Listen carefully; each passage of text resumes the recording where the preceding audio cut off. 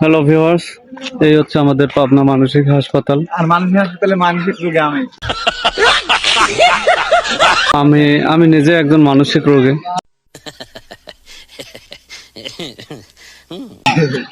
এখানে এসে আমি নিজেই রোগী হয়ে গেছি। সঠিক বলেছেন। বর্তমান যে অবস্থা খুবই কঠিন।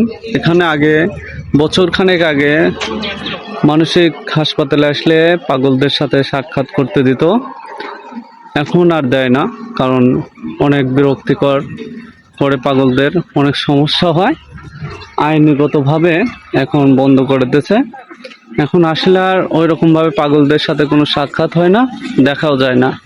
বাট আসা যায়, শুধু চারকোনা বিল্ডিংগুলো দেখা যায়, তাছাড়া অন্য কিছুই দেখার মতন নেই। জানসার ভাইরা এখানে আছেন, ওনারা বলছেন, এবং এখানে একটা সাইনবোর্ডও টানানো আছে, নিয়ম কানুন সব কিছু দেওয়া আছে।